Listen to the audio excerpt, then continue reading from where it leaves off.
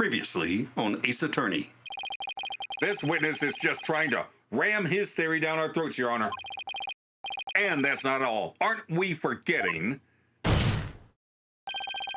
the witness willfully edited the sword switch out of the footage? Also, he's not under oath yet. Hello, YouTube. I'm Unca Crunk. Welcome back to Ace Attorney. And we are finally going to question Roger ratings. So hopefully we'll be able to prove Trucy innocent soon. But just meant to be edited, I tell you. Scenes are spliced together and long or boring scenes are cut out. All the stations edit footage this way. It wasn't like it was done maliciously or something.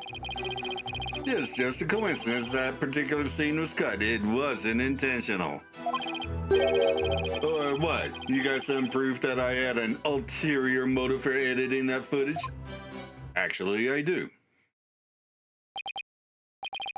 I see. So you're saying it was a coincidence that the sword swapping scene was cut? That's right. Glad you got the picture. Objection! Coincidence? That's just a little too convenient if you ask me. Ooh, an objection. How cool. It sure packs a lot more punch when you're live.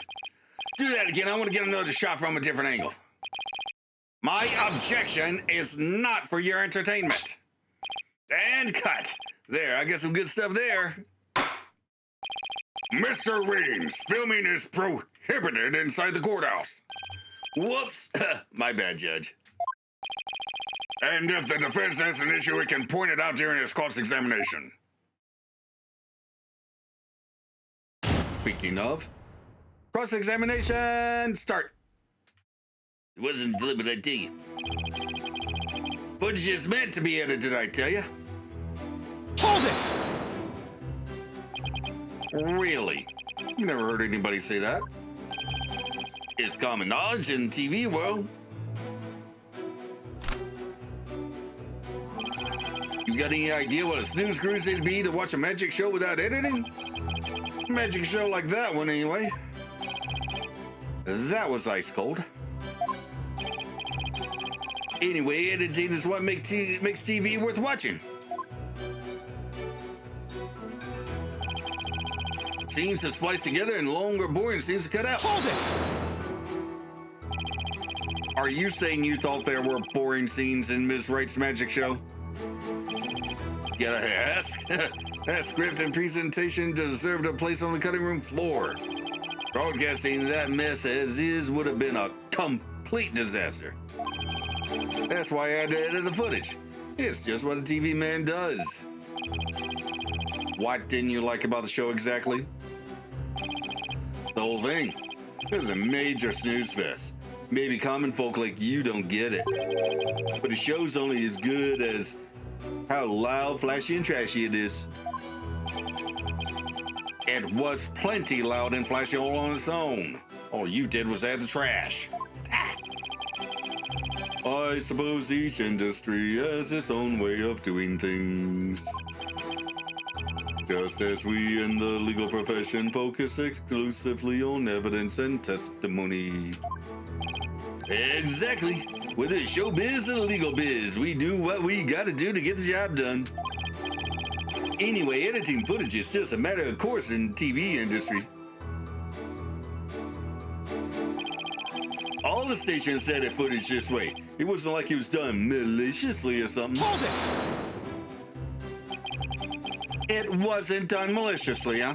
But I get the distinct impression that you bear feelings of ill will towards True Grammary. Huh? What makes you think that? The things that you yourself have said. You'll see. I'll dig up the dirt and expose the dark heart behind that sweet smile. I'll prove those grammar magicians are all a bunch of low-lifes. And I also get the impression that you felt this way for a long time. Objection! Words such as those can be interpreted in many different ways. For example, though I bear the defense no ill will, I would not hesitate to say that he is a good-for-nothing lout of a lawyer. You bear me no ill will? Could have fooled me. And yet it is the truth. I am only strict on you as it seems you have strayed from the path. If you have any objections, Mr. Justice, please make your case with evidence in the future. Mr. Readings, please continue your testimony. It's just a coincidence that particular scene was cut. It wasn't intentional. Oh, wait, back. Hold it! Of all the scenes you could have cut, Why the sword switching trick? that seems like too much of a coincidence to me. Oh, so now you're going to tell me how I'm supposed to edit my programs, Big Shot? It's hard being the boss, kid. You gotta make the tough choices, like which content gets cut. Then let me ask you this. Why exactly did you make such a tough choice in this case? You wouldn't understand, champ. It's all about artistic vision. I tell you, people tell you how to do your job when they don't know the first thing about it. I may not know TV, but I know evidence law, and boy, do I have some for you, champ. I might not be able to show that your selective editing was intentional. However, I know you bear the defendant ill will, and this is the evidence that proves it. Oh.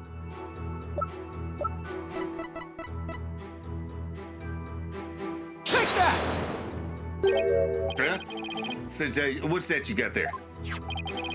This is the contract you had Ms. Wright sign just before the magic show. This contract between the first party, Take-Two TV, and the second party, Ms. Wright, reads, if, through the fault of the second party, the show must be canceled in part or in full, the second party will pay $3 million as compensation to the first party. The $3 million? That's a completely unreasonable sum. I couldn't agree more. And of course, Ms. Wright doesn't have that kind of money. Nevertheless, Roger Ratings had her sign this unreasonable contract anyway. Or more accurately, he conned her into signing it. Conned her? How'd he do that?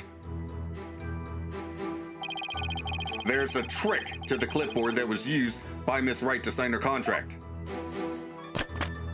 It houses carbon paper that can secretly copy her signature onto other documents.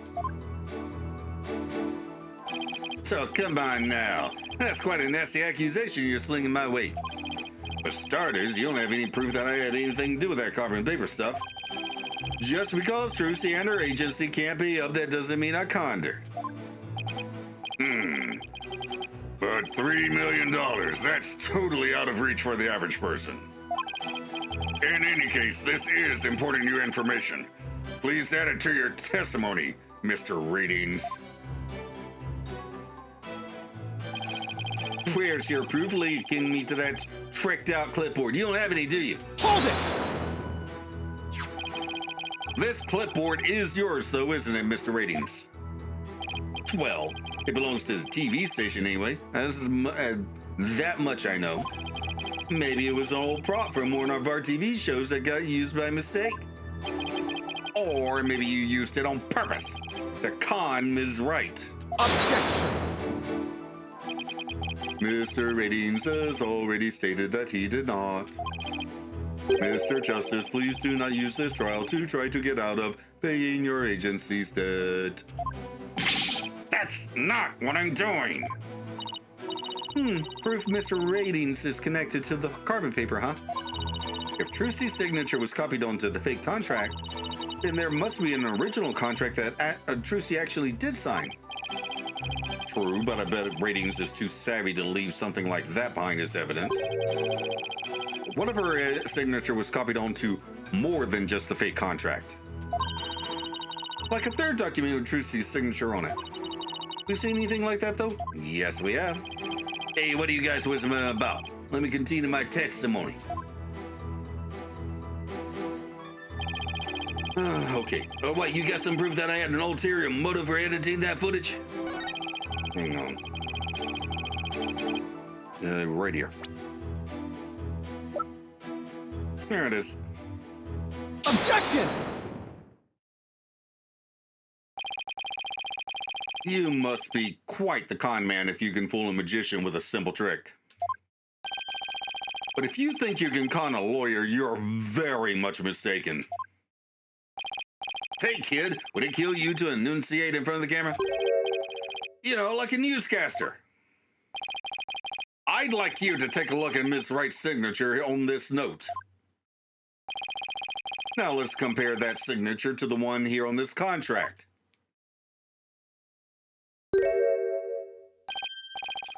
Well, would you like that? Look at that. They're exactly the same. That's right, Your Honor. Not just similar, but exactly the same. Nobody can sign their name in exactly the same way twice unless it's a copy. These signatures are proof positive that you conned Ms. Wright. And they definitively prove your malicious intent. Say, not bad, lawyer guy. Didn't know you had it in you. This is really getting interesting now. It'll get great ratings for sure. Don't try to dodge the issue, Mr. Ratings. The fact is that you bear ill will against my client. So the show footage was definitely edited with malicious intentions. Isn't that right? Objection! What a forced argument, defense. All you have really proven is not his ill will toward Ms. Wright, but his pecuniary greed. That's right. I just wanted money, baby. Fat stacks of cheddar, that's all. After all, I'd never even crossed paths with Trucy before this magic show. So I'd have absolutely no reason to bear her any ill will, right? He didn't bear her any ill will, huh? Fat chance. This guy definitely has some major hate for Trucy. You'll see, I'll dig up the dirt and expose the dark heart behind that sweet smile. I'll prove those crime magicians are all a bunch of lowlives. I can't prove it with anything, but the things he said all point to that fact. There must be something between the two of them that gave birth to this grudge. Some sort of connection that not even Trucy is aware of. Your Honor, I'd like to argue that Roger Ratings and Trucy Wright must have crossed paths before. There must be some hidden connection between them. Hidden? Connection? What is it now? Just what are you getting at, Mr. Justice? It is futile to even ask, Your Honor. Surely it is just another one of the defense's feckless claims. Objection! You don't seem to have a very high opinion of me, but once you hear my argument, you'll wish you'd taken me a whole lot more seriously. Will I really? Very well then, do proceed. Did you figure something out, Apollo? Nope, not a thing. What? That was just some good old-fashioned bluffing courtesy of Mr. Wright's fine training. I hope you know what you're doing. If you're going to make such a bold claim, Mr. Justice, I hope you're ready to elaborate. What is this hidden connection between the defendant and Roger Ratings? I mean, Ratings. Oh, right. Yes, we already know this. That sleight of hand trick Mr. Ratings did during the recess earlier. Filming is prohibited inside the courthouse. Do you want me to get the bailiff? Filming? What are you talking about? I don't even have a camera on me. What if Mr. Ratings is a magician too? What if? Believe it's up to the defense to fill in the blanks, not me. Well, if he is, he may have had some contact with Ms. Wright somewhere along the way. Objection. Then,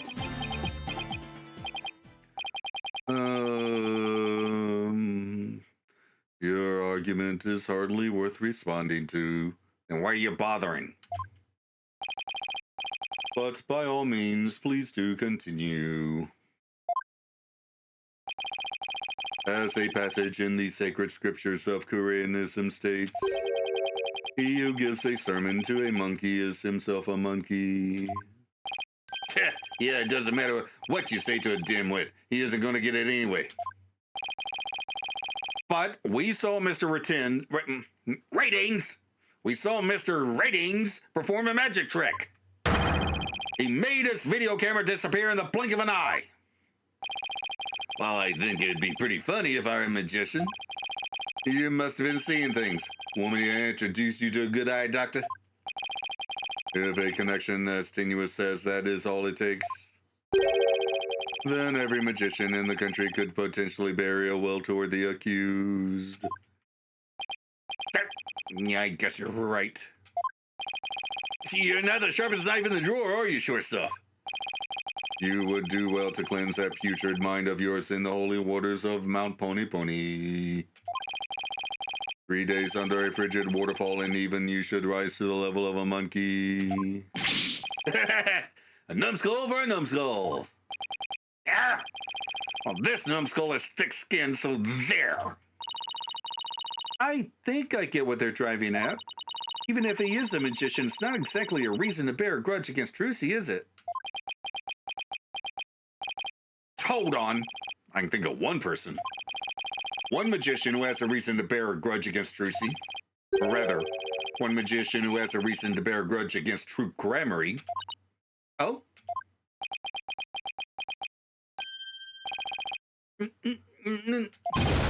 No way! There's something wrong, Mr. Justice. Your Honor, the defense wishes to submit evidence at this time. I do? We do? What are we submitting? What did you just figure out? I'm lost. I see, and what sort of evidence do you have for us? Evidence that points to the real killer. The one who had a motive to commit this crime. What? Wait a minute. He's not saying that, what was his name? Mr. Rius. Oh, mysterious. I just got that. He's not saying that Mr. Rius is, Roger Ratings, is he? And he killed a body double? Oh, that's dumb. That is so dumb. That can't be what he's going for.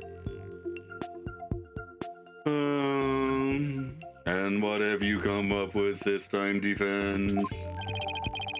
Trucy Wright is the sole heir to Troop Grammary and its name. This puts her square in the crosshairs of one particular magician. Oh,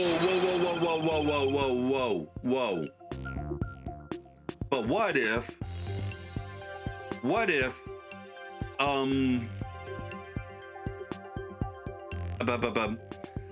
Roger Ratings is the real deal, or rather he was the real deal, and what's his name?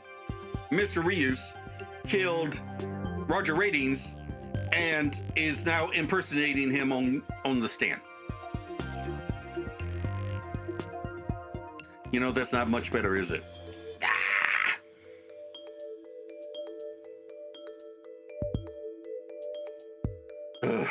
And this piece of evidence points to that one person with a grudge against Ms. Wright.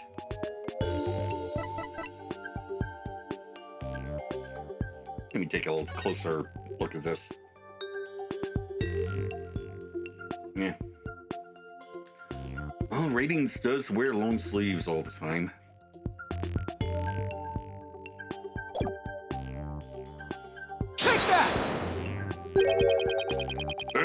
exactly are you naming, Mr. Justice?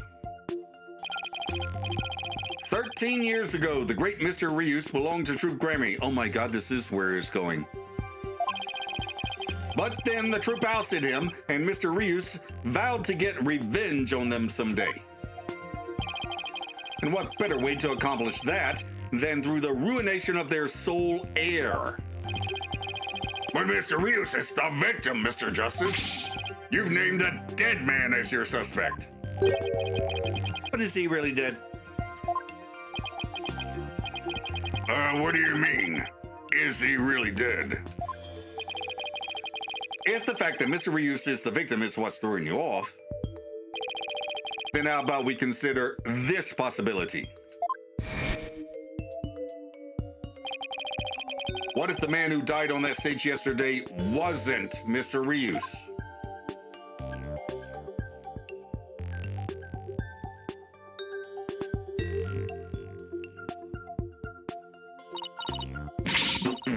What? You mean the victim was an imposter? Not Mr. Reuse? Then what about the real Mr. Reuse?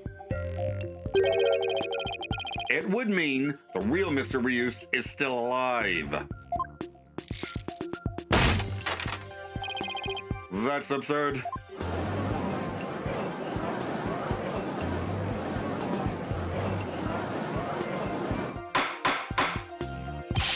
Mr. Justice, who is the real Mr. Reuse if not the victim of this case?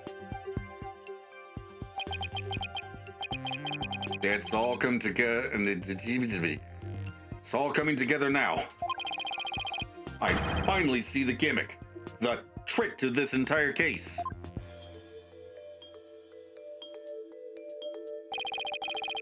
This should explain everything, Your Honor. The real killer, the one who hated Troop Grammary and wanted to sully its name, the magician lurking in the shadows who set up a fake Mr. Reuse and instead, oh my god, he doesn't have a scar. He doesn't have a scar in that footage.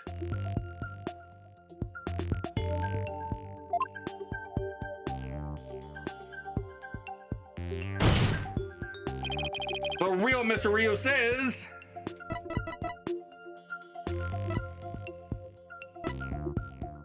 Take that! But that's... Yes. Yes, it is. Roger Ratings is the real Mr. Reuse. Word! Him! Objection! Oh, hollow red pepper, your impotent seeds sprout naught but meaningless empty words. You can't possibly have proof to support such an outlandish theory. It's not a bad idea for a soap opera. But not even diehard fans of the genre would stick around past the pilot. You want proof? I got proof. I can prove it by proving that the Mr. Reuse in yesterday's magic show was a fake. And to do that, I just need you to look at this spot on the poster. Take that! This is the injury Mr. Reuse sustained while practicing a magic trick 13 years ago. However, the video the victim shot of himself shows no trace of that injury. Oh my, you're absolutely right. I didn't even notice it yesterday. Now, Mr. Ratings, what do you suppose we'd find if we take a look at your right forearm? Is there by chance a nasty 13-year-old scar under that sleeve of yours?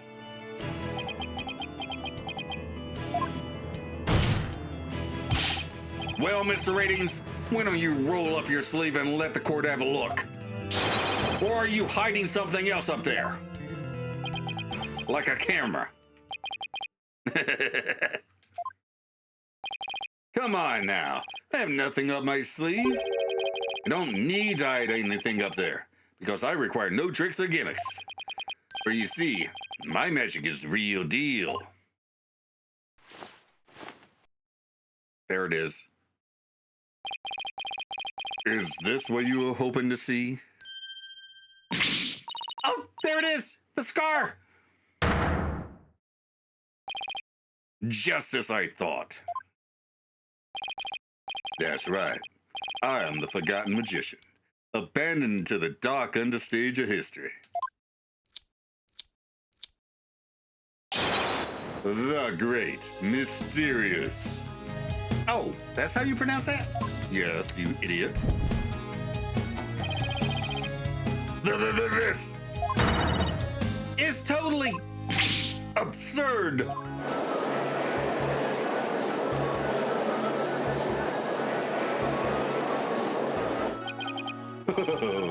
How ironic when you say that this odious mark, carved into me by true gramarye, would bring me back into the limelight once more. Strange are the comic threads before me. If the witness is the real Mr. Rios, then who is the victim who perished in the magic show? I was but a fan. Met him on one of my programs several years ago. Oh. So, Rios became ratings? Okay. He said he had become a magician out of admiration for the great Mr. Rios. In confidence, I told him my true identity and let him take on my mantle. And when did this man take over for you? About 2 years ago. Taught him my tricks, even acted as his producer. And so, a mere amateur became a popular magician overnight, courtesy of my magic on the stage we call television. Hope you enjoyed the show. You really had us all fooled. Mr. Ratings, or should I say, Mr. Rios. In your hatred of Troop Gramarye, you killed the victim, Mr. Mystery, and then set up Ms. Wright to take the fall, didn't you? You did it all just to tarnish the Gramarye name. I have no idea what you're talking about, lad. I set up the prank, that much is true. But it was simply a harmless joke on Trucy, I assure you. Yet she learned of the plan and made use of it to commit murder. That is how strongly the criminal element runs in the blood of these Gramaryes. Objection! But if it was a secret prank plan that very few people knew about, couldn't you have been the one to use it for murder instead? Dang! Eek! His head! Huh. Just kidding. What the heck was that? Heed my words, lawyer lad, for I fear your grasp on reality is slipping. I do believe I told you that my magic is real and employs neither tricks nor gimmicks. Enough with the ambiguity. Why don't you make your point already? My alibi is as pristine as ever. Wouldn't you agree, Prosecutor Sadmati? Yes, I suppose that is correct. The witness does have a solid alibi. What?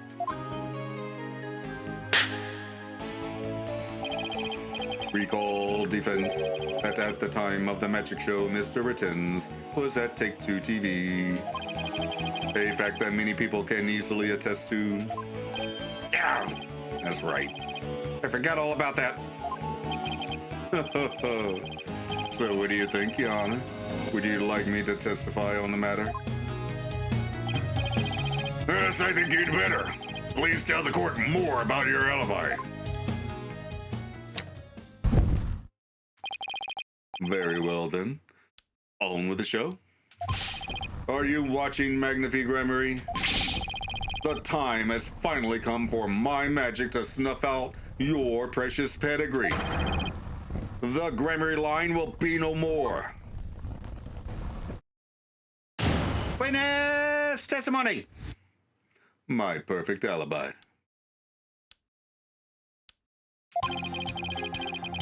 I was at the TV station at the time of the Penrose performance.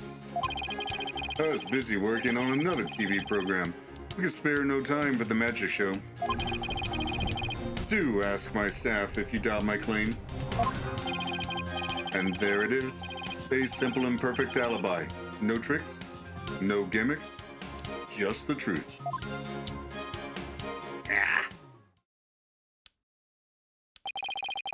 Do you understand now, perhaps? I did not grace the theater with my presence until after the incident. So how could I have committed the murder? Staff did say he was there at the station, so it sure does sound like a rock-solid alibi. That can't be right. If Mr. Ratings is the killer, he'd have to have been at the theater. There's got to be a hole somewhere in this story. I assure you there are no holes on Mr. Reeves' stage. No tricks, no gimmicks. True magic doesn't need trapdoors to escape through. Do enjoy my show to the fullest. And my real alibi.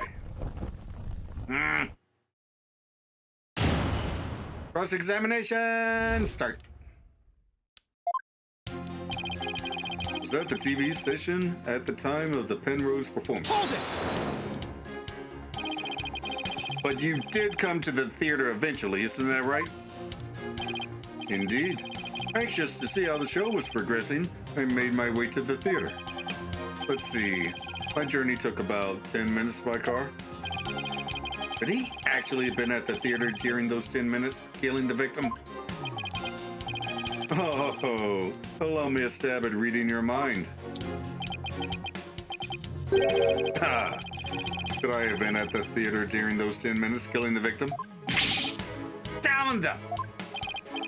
But no, I took a taxi. The driver can attest to that. Feel free to call the taxi company if my word does not satisfy you. The driver is a big fan of the Ratings Raja. I even gave him my card.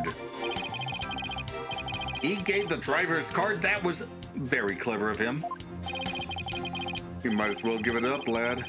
Questioning real magic is a fool's errand.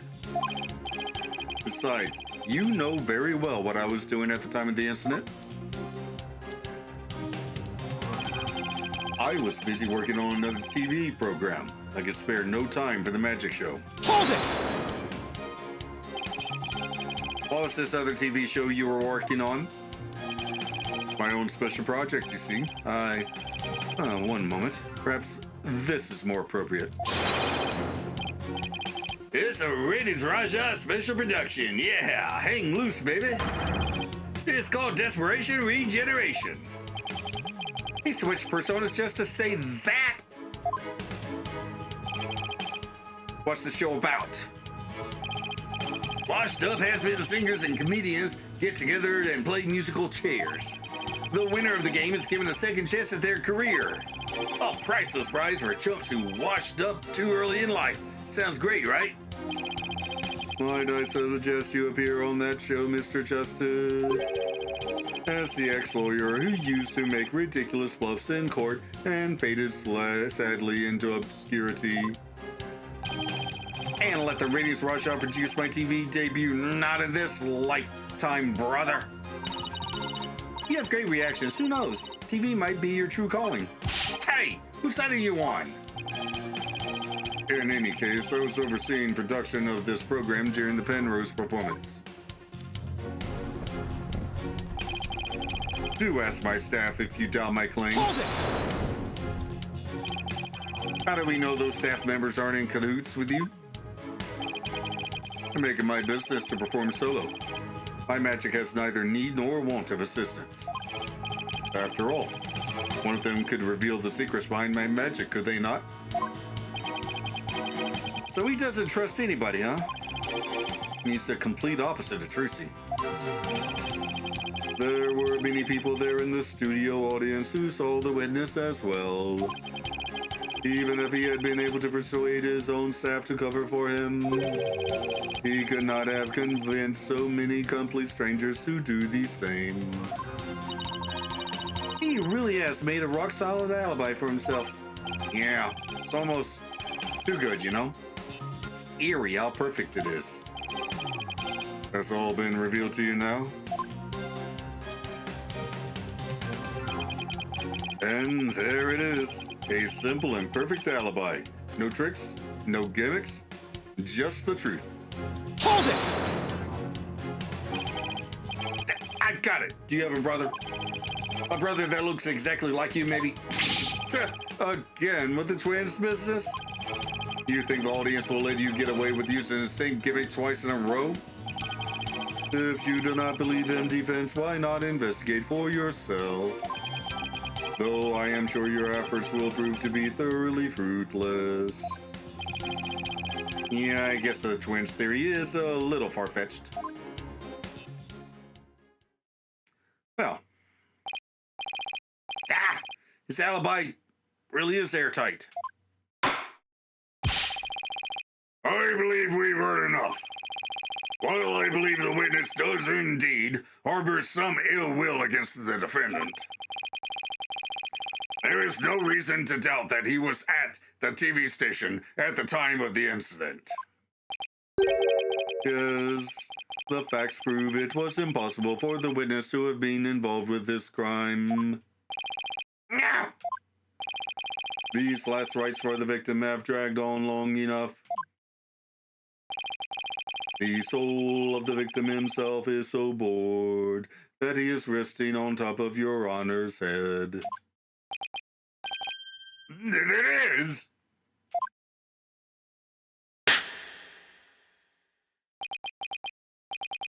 The time has come. Let us punish the sinner and guide the victim's soul to the Twilight Realm. Apollo, Trisha will be thrown in prison and we'll be out of a job. But if you catch tasty fishies, will you sell me some at a good price? I told you I have absolutely zero intention of going off on Turnabout. Hey, Justice, you have to figure this out. Oh, it's no use. Can't find a single flaw. So what now? Behold my never-ending magic show. Come for the awe-inspiring showmanship of the great Mysterious. And stay for my grand illusion until the end of the time.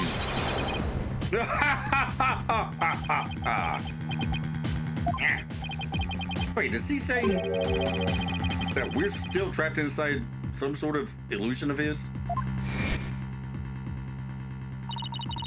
That's what professional magicians do. They make their audience see something that isn't really there. In other words, you make us see illusions, right? We call it misdirection.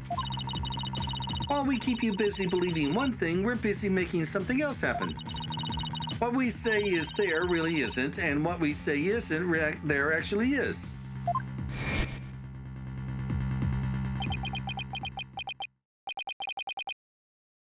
Could it be... Oh, okay, I think I get it now. Since he's a magician, magicians rely on very elaborate stage setups to do their craft. So he set something up to kill his stand-in automatically without him present. Might have something to do with that harness that he was wearing. Then he shows up after the fact, cleans up the crime scene a little bit while everybody's freaking out, and Bob's your uncle.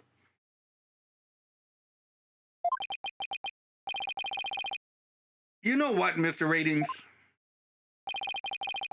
I guess we have all been spectators to the elaborate illusion you've prepared for us.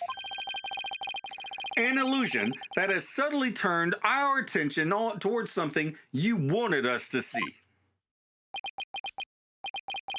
What are you going on about, lad? Have you got something, Apollo? I just remembered something Trucy said about misdirection. What a magician says is there really isn't, and what they say isn't there actually is.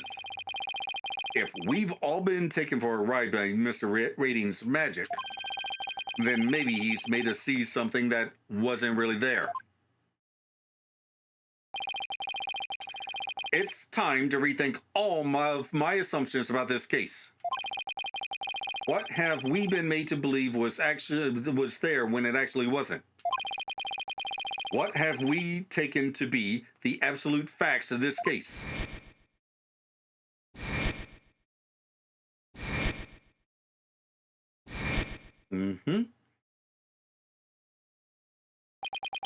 If I reevaluate the validity of all these things, then just maybe... Athena, there's something uncanny about this case. Okay, what is it? Ratings alibi. It's too perfect. No, that's true. It's like it's impossible to break, no matter how hard we try. But maybe that's the trick. Maybe that's exactly what he wants us to think. I'm not following. We're not making any headway here because we've been so focused on breaking his alibi. Oh, I think I get it. You're saying he's using misdirection on us, right? There's definitely a possibility. Would the defense care to share with everyone else what it's discussing over there? Your Honor, we believe that if we were to reconsider a certain assumption, we may finally arrive at the truth. In fact, I think we'll finally even see who's hiding behind the curtain, so to speak. And what is this certain assumption you're thinking of? This is the one key assumption we've been taking for granted this whole time. The culprit was on scene. Yeah. No. What if the culprit was somewhere other than the theater at the time of the crime? What if there was some way to commit the murder without actually being there? If that were the case, then Mr. Ratings' perfect alibi would become irrelevant. Objection! How could one person stab another to death with a sword without physically being there? Furthermore, we all saw what appears to be the culprit's shadow in the footage. Well, for one thing, that shadow's moving up. It's not standing still going, stabby, stabby, stabby, stabby, stabby. Objection! But couldn't we just as easily assume that the shadow does not belong to the culprit? Well, if it's not the culprits, then whose is it? Not 100% certain yet, but I'm pretty sure I'm on the right track. We've all seen something that looks like this shadowy shape before, Your Honor, during the magic show itself. In that case, please point it out in the show footage for us. This is the thing that looks suspiciously similar to the shadowy figure of the culprit. Okay. Is it Mr. Hat? Take that!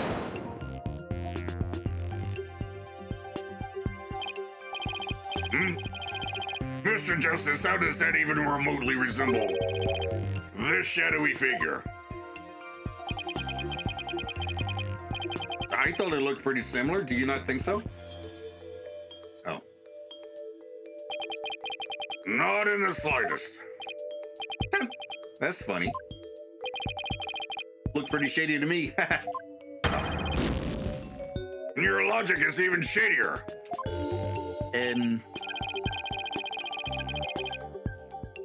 Okay. Maybe I should try slowing the video down and taking a better look.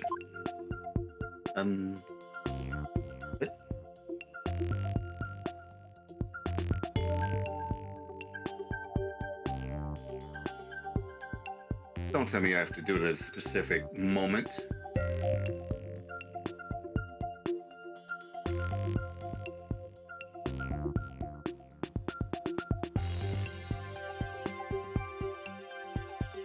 Oh, do I have to do... Hang on. Stop.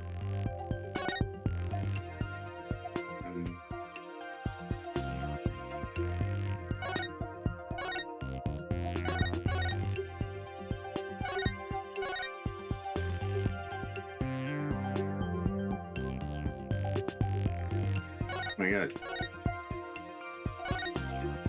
There.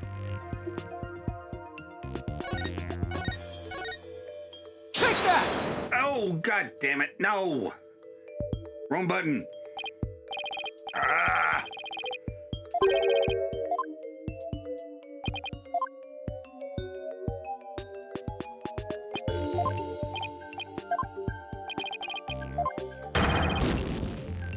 I mean, seriously, you put frame... You put frame reverse right next to the button for... Oh, God, I have to go from the beginning. You put frame reverse right next to the button for present. What do you expect I'm going to do when I need to frame advance?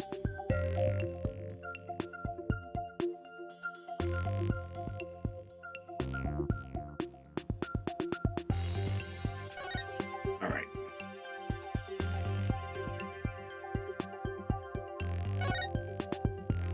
All right, frame advance is there. Oh my God! Okay. Why? Take that!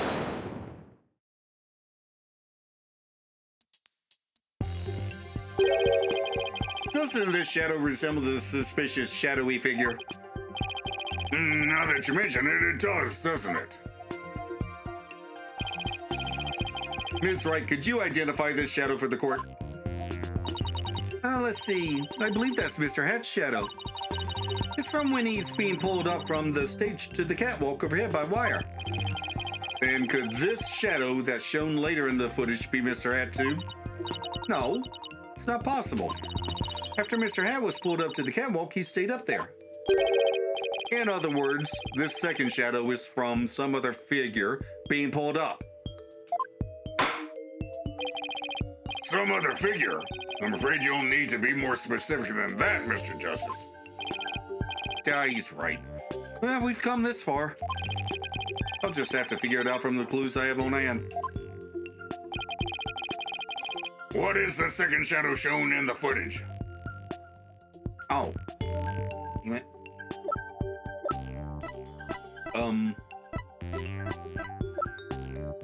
I cannot switch over to, people.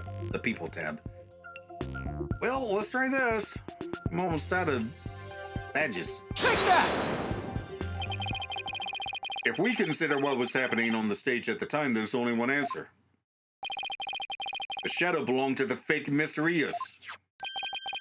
In other words, Mr. Man of Mystery. Oh, I just got that one. The victim? Please take a look at the prank plan script. Mr. Mystery was to pretend to be dead and then fly up into the air after that.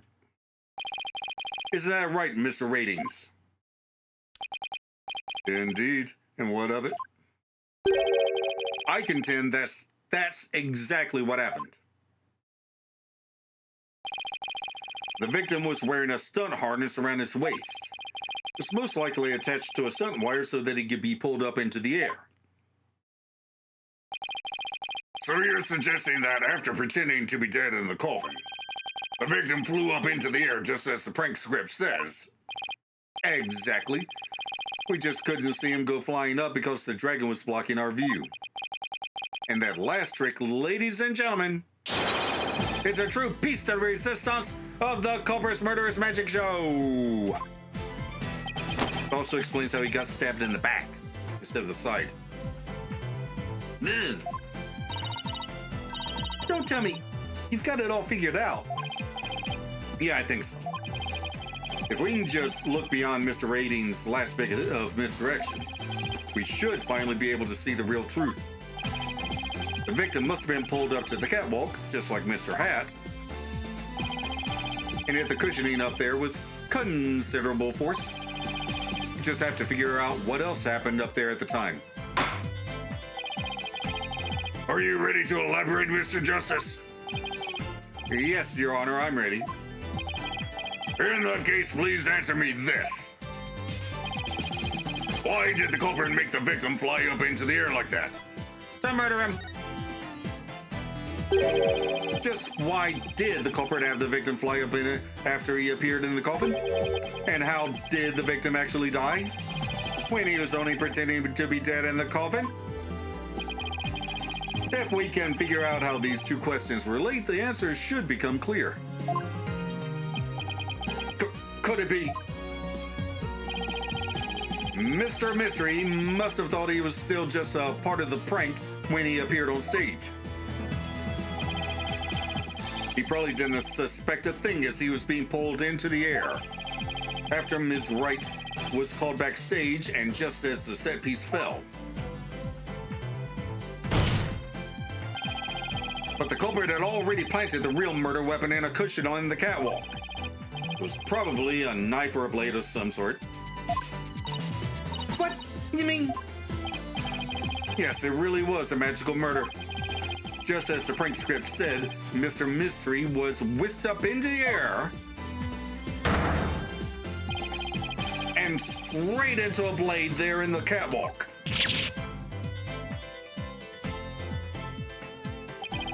In other words, this murder was committed remotely through the use of a magic trick. What? Remotely? Using this method, it wouldn't matter where Mr. Rettens was at the time of death. Ugh.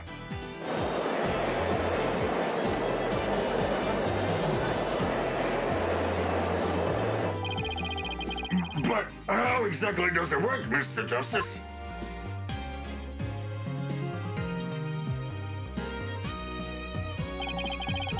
Just before the murder occurred, the dragon set piece was up in the catwalk. It and Mr. Man of Mystery were connected to each other by a wire at the time. By carrying out the prank plan, Betty made the dragon set piece fall, which caused Mr. Mystery to rocket straight up and into the blade and the cushion. Oh, so they didn't even know that they were accomplices.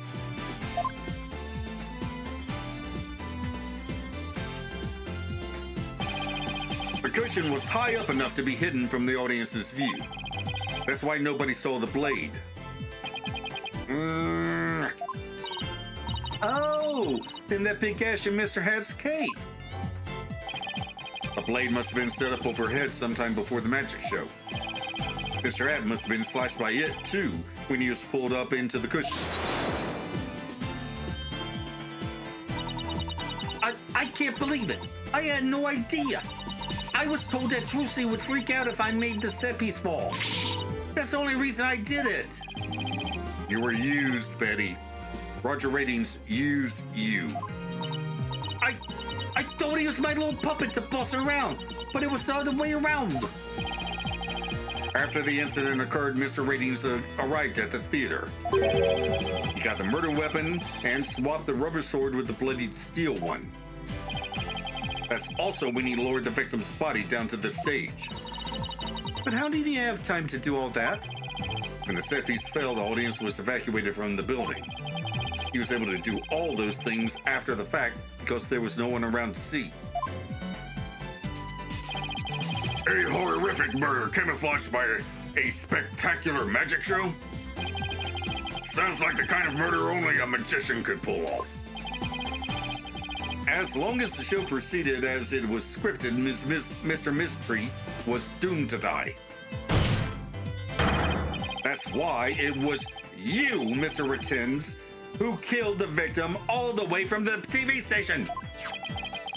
This prank plan, or should I say murder plan, proves your murderous intent. Arrgh! It's It's Mr. Ratings, you twerp. Gremory! サトライマをまどもさましで足し抜けたれ合戦をそろか Now what? Enough. You dim-witted and ignorant imbecilic, putrid red pepper. He can't possibly have a counter-argument to make. Talk about not knowing when to let it go and move on. Do you have a rebuttal or something, Prosecutor Sadmati? No blade of any kind was found in the catwalk, Of course not. which means you have no evidence to support your theory. But Mr. Ratings retrieved it after the fact. Which still leaves you with no way to prove your wildly fantastic remote murder theory. Without proof, does it not make more sense to believe that the murder was committed there on the stage? That's where the bloodstained sword was found after all. That is a very good point. As the only person who could have committed the crime there on that stage. Phoenix Wright remains the prime suspect.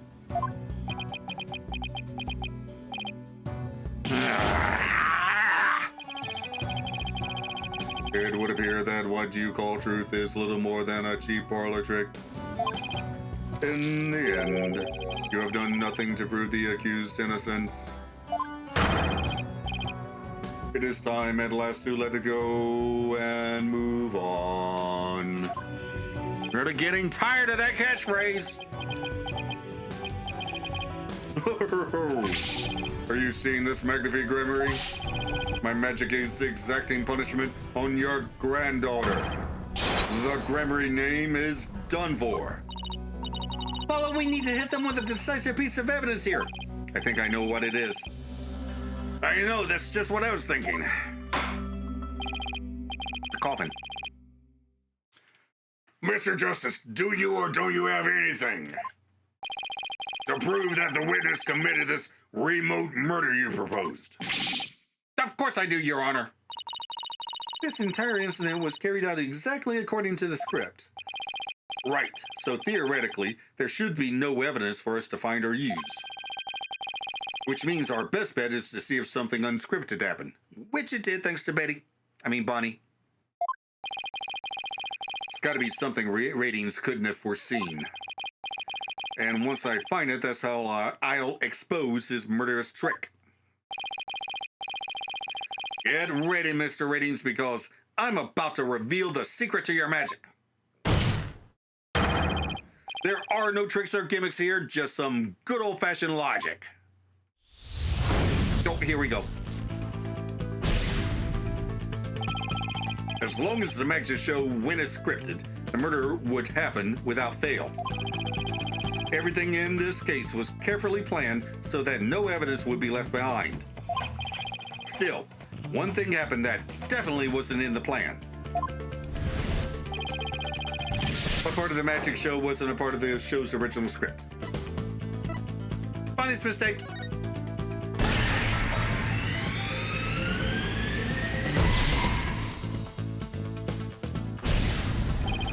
Bonnie made a mistake during Trucy's escape trick. What mistake did Bonnie make during the magic trick? Her life choices. Mr. Expositioning.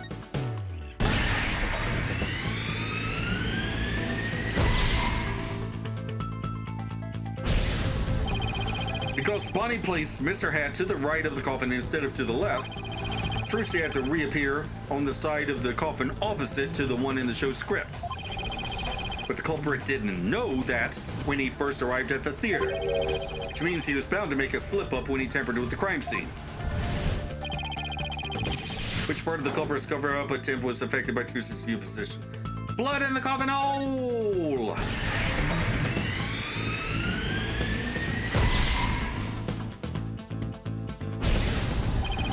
Thinking Trucy had appeared on the left, the culprit must have put the blood on the left hole. But the blood was eventually discovered in the right hole, during the police investigation. If the killer had originally put the blood on the left side, that means he must have tampered with the scene again afterwards to make it line up with the facts. To make the crime scene consistent with the facts, the culprit must have swapped the coffin sides. Which is why the fingerprints were backwards. They revealed it at the very beginning of the investigation and I didn't catch it. That's right, the left and right panels of the coffins are interchangeable. The culprit must have switched the two panels to make the blood stain fit the facts. But the switch might have also given rise to something unnatural. Oh, I remember now.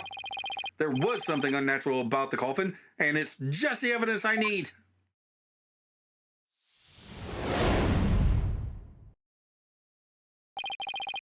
Sorry, Mr. Ratings, but I have some very conclusive proof of your guilt. Another bluff, is it? There's no way you have anything of the kind. My magic is real. No. There are tricks and gimmicks to it, just like any other illusion. What? After the murder, you switched the left and right panels of the coffin, didn't you? Yeah. And because you did, you left behind something very unnatural for us to find. This proves that Roger Ratings tampered with the crime scene after the murder took place. Take that! The fingerprinting results. Oh, what about the fingerprints is unnatural? Let's take a look at the prints the victim left inside the coffin, shall we? If the victim was facing forward in the coffin, his prints should have looked like this. However, what we found was they were facing the opposite direction.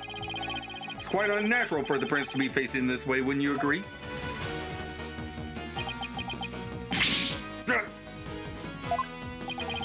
It is strange, isn't it? But how did they get this way? They got this way because the culprit thought the magic show had gone according to script. The culprit thought Mr. Hat would be on the left side of the coffin. And that Ms. Wright would also pop up to the left of the coffin as per the show's script.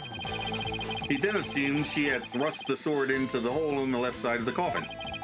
That's why he put the blood in the left hole when he was trying to cover up his crime.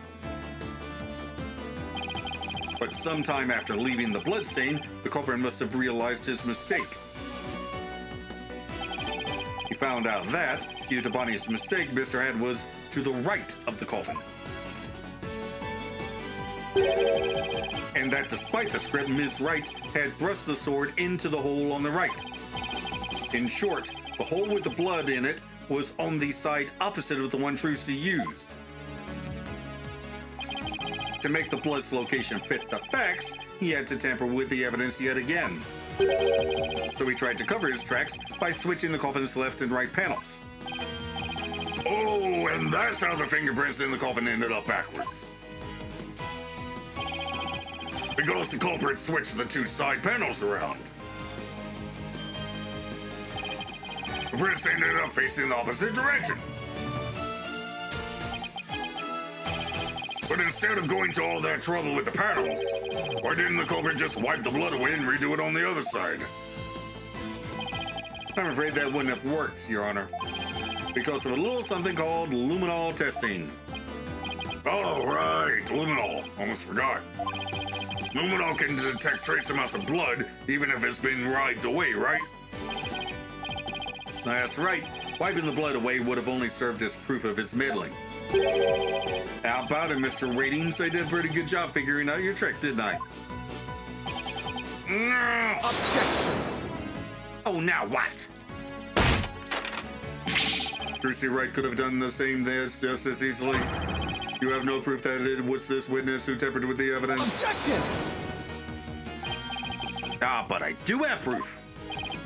What? A person who was in the magic show would never have made the mistake of putting the blood on the wrong side. Least of all, Ms. Wright, who surely would have remembered she was on the other side. Oh my, you're absolutely right. Nah. Were you impudent? I'm sure you've realized by now, Prosecutor Sunbody, that your claim that Ms. Wright is the culprit just doesn't hold up. You and the accused are most certainly... Really? Ms. Wright and I? Because I think you're the one with a ticket there for trying to convict an innocent girl. Why don't you just give up and move on? You dick. It's better than you deserve. Prosecutor Sunbody, are you all right? As for the true culprit, he is someone who knew how the show was supposed to go, but didn't actually see it. And someone who had the chance to tamper with the crime scene after the incident. And the only person who fits the bill is you, Roger Ratings. If that is your real name. Gramarye! Of all the secrets to your tricks, all of the secrets to your tricks have been revealed. And with no tricks left, I'm afraid your show has been canceled permanently.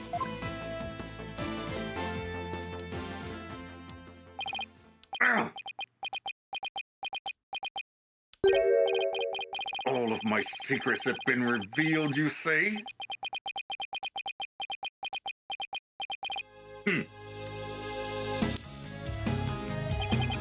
Don't make me laugh, boy. Mine is the true, real magic. There are no secrets to reveal. Behold, ladies and gentlemen, the true power of Mysterious. Witness a magic far greater than true Gramarye's. Burn. Crumble. Fall to my furious flames. The great Mysterious will bring an end to you all. And now, for the final heir to the Gramarye name, right here, right now, you too shall burn. Huh? No, this isn't right. Ah! Ah! No, I didn't do anything wrong. No, it's not my fault. I'm not the one to blame. I'm the victim here. Ah! What? Ah! Ah! Stop! No! Ah! Curse you, Gramarye!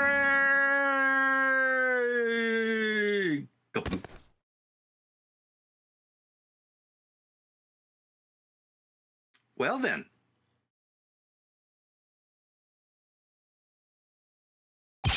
Curse those Gramaryes. It's all because of them. Even now they wound me. Curse them all to the abyss!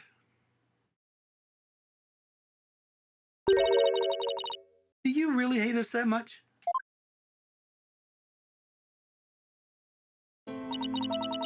Does your hatred run that deep? Deep enough to kill an innocent man? You're damn right! You have no idea what humiliations I had to suffer. Your grandfather, Magnifique Gramarye, kicked me out after I got hurt practicing my magic. He said I was too unskilled, that I would mess up on stage. He threw me out of the troupe just because he was worried about his own reputation.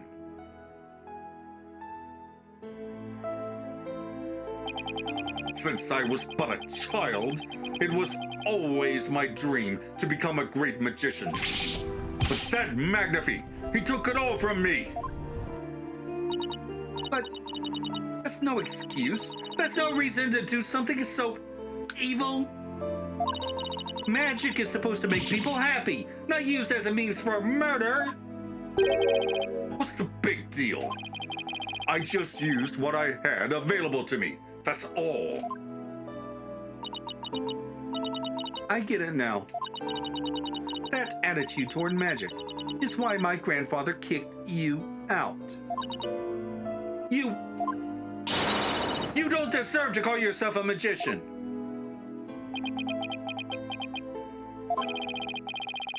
Don't deserve? I don't know about that. After all, You were completely taken in by my magic, were you not?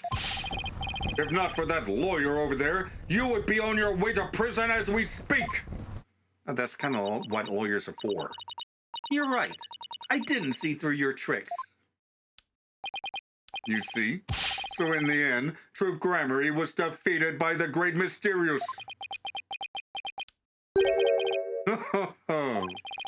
You're not fit to lecture me from on high, Trucy Wright. You don't even deserve to call yourself a magician, you naive greenhorn.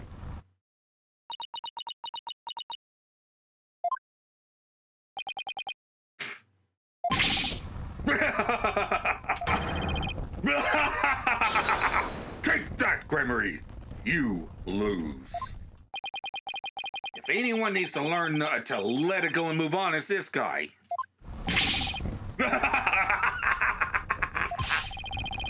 This court and my prison can both burn in the flames of my creation.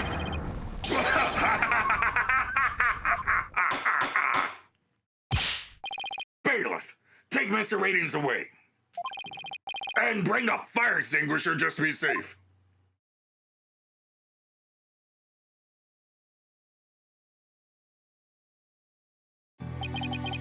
It looks like we've reached the end.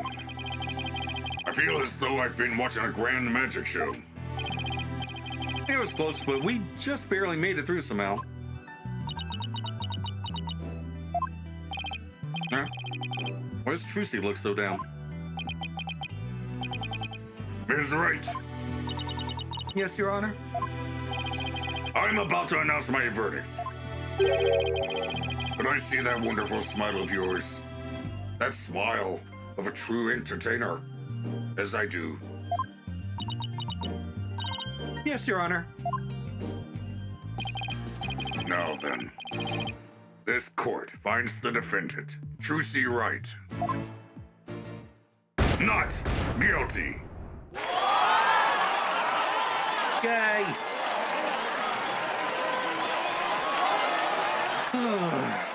Poor Trucy.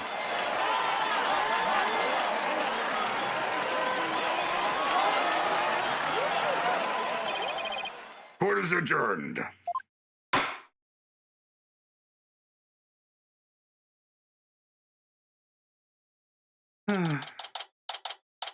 April 28th, District Court, Defendant Lobby, number. Thank you for everything, Polly. Oh, Trucy, grazie a Dio. Now you can open your show tomorrow, just as planned. Yep, that's all thanks to you two. Oh, but now that Mr. Rios is gone, I need to find somebody to replace him. No, absolutely not. I don't like the way she's looking at me. Trucy, I'm so sorry about everything. Oh, there are two of them. She can okay, yeah. Hey, what are you apologizing for? Roger Rattins used us. We're victims too. He even made me an accomplice to murder. But Betty, we have to take some of the blame for this too, you know. Even if we didn't know he was planning to kill Mr. Mystery, we did cooperate with him. It's all my fault, isn't it? Neither one of you is to blame. The only one in the wrong is the person who used magic to commit murder, Roger Ratings. Don't you think I know that? Say what you want, but don't think for a second that I don't still hate you. Baka. I guess she really does hate me. But Betty, why? You used to be a huge fan of Trucy's. Hey, shut up! I've always hated her. Really? But if we hadn't seen Trucy's magic show, we never would have tried to become professional magicians ourselves, right? Speak for yourself. But Betty, you still have her autograph. Yeah, just shut up! She acting that way this whole time because she secretly loves Trucy. Wow, Trucy. I never knew that being the best could be so tough.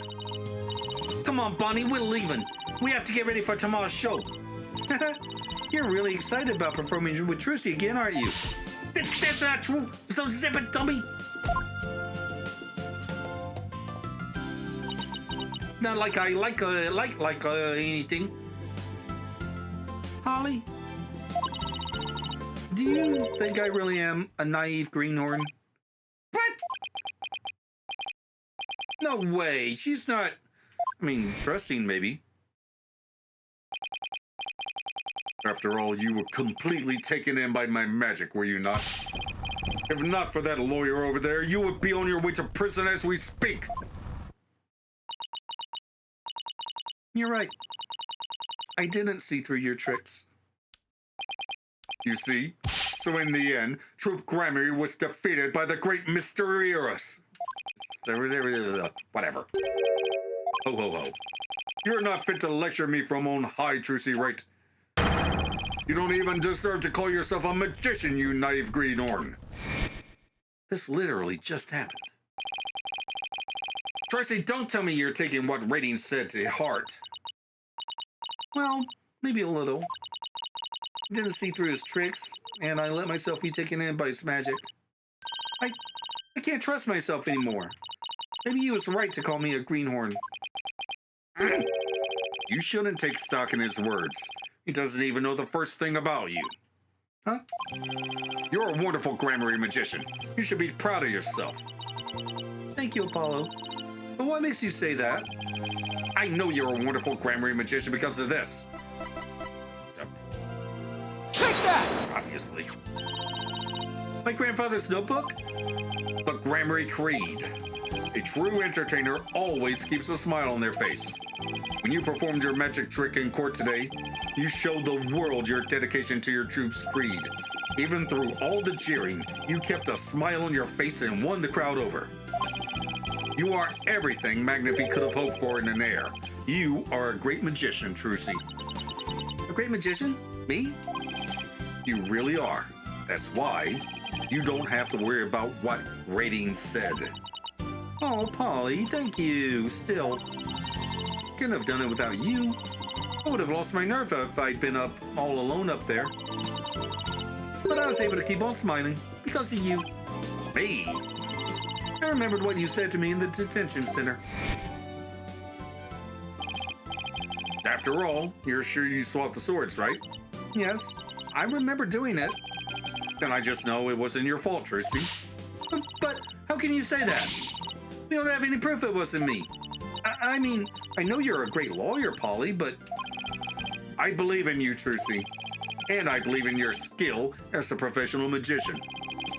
So I'm going to prove your innocence. Don't worry, you're going to be fine. Your words were what kept me going. Apollo, thank you from the bottom of my heart. Now I can be everything I was meant to be. Trucy's real smile is the best. I'm so glad I can make that happen. Hi, Emma. You okay? Emma? I'm really sorry, Trucy, for everything. But why? Well, I wasn't able to convince Prosecutor Samadi what a good person you are. And I had to testify against you too. You have nothing to apologize for. You were just doing your job. You're too kind. Oh, I don't know about... Huh? Something wrong, Emma? Oh! You. What are you doing here? Detective Sky. Yes? I require your forensic expertise in order to close this case. Come, let us go. Wait, Prosecutor Samadi! The trial is over, Mr. Justice. You and I are strangers once more, with no further need to interact. Strangers? Have you really forgotten all about me? What?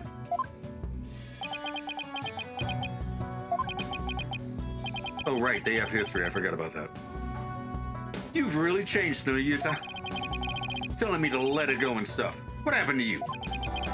Oh, lawyer of impure soul, I have nothing to say to the likes of you. Are you serious, Nayuta? Now, if you will excuse me. Ah. There he goes.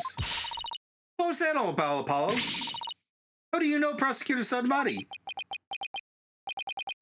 Let's just say we're old acquaintances. Acquaintances? Seems like something more than that. Yeah, well. You don't like to talk about your past, do you? Because you always change the subject. I guess I'll have to talk about it someday. But for now, come on, let's forget about the past and celebrate Tracy's future. Sure, if you say so. Hey, it's Mr. Wright. Put him on speakerphone, Apollo.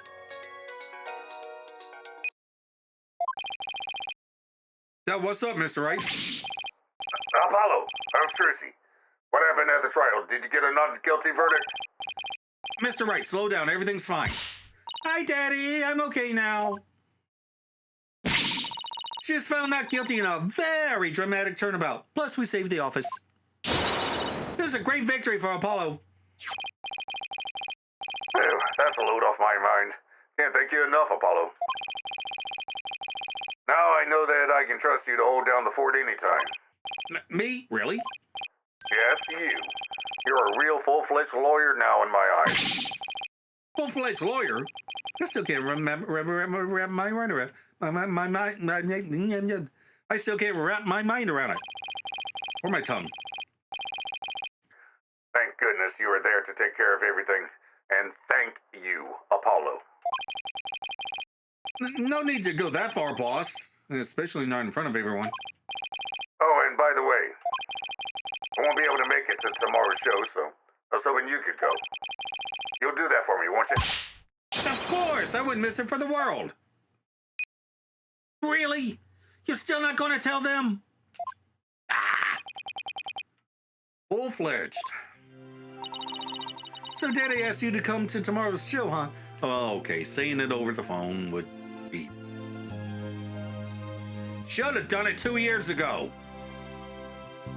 So Daddy asked you to come to tomorrow's show, huh? As my assistant, right? No. He asked me to go to cheer you on. Okay, then I'll be sure to save you the best seat in the house, Polly. Best seat in the house? I really appreciate the thought, but... Good, then it's settled. What? Just set up. April 29th, Penrose Theater. Stage. Objection! I should have known.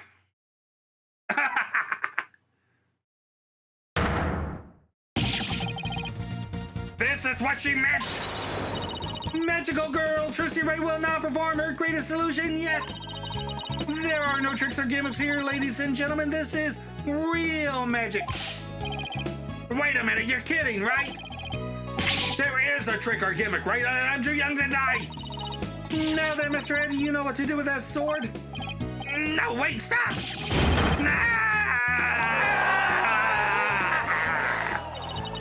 And that is how Tracy and Granmaryland ended on a rousing high note. With a big round of applause and Polly's ear-splitting screams. What kind of an ending is that?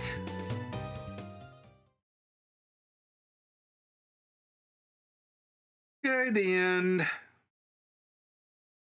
Do the outro. Well then, that's not quite how I saw that going. So, after getting kicked out of the Granbury Troupe, Reuse or Mystery or whatever, renamed himself to Ratings and then became a legitimately successful television producer and presenter and decided to use that success to manipulate multiple people into positions that allowed him to murder someone who had absolutely nothing to do with any of the people he had beef with just to get Tracy blamed for murder. Talk about convoluted. Oh, and the game decided to remind me that Apollo and Sadmati have history, which will probably not come up until the last trial of the game. Speaking of, I'm guessing we'll be returning to Phoenix in the next case. kind of bounce back and forth until the plot brings everyone together at the end. Hopefully we'll finally get to see Maya again. How old is she now? 25? 26? How does this franchise make me feel old when I've only been playing the game for like, what, 2.5 years? Oh boy. Anywho, up here's the playlist of my Persona 5 Royal playthrough, and down here's a video that YouTube recommends. Also, if you'd like to help support a fuzzy little monster and get videos a week early, we have Patreon and YouTube memberships starting at just $2.99, and that support really does help a lot. But even just watching, subscribing, maybe clicking that little like button is a really huge deal. So thanks for watching. I'll see you in the next video. Bye.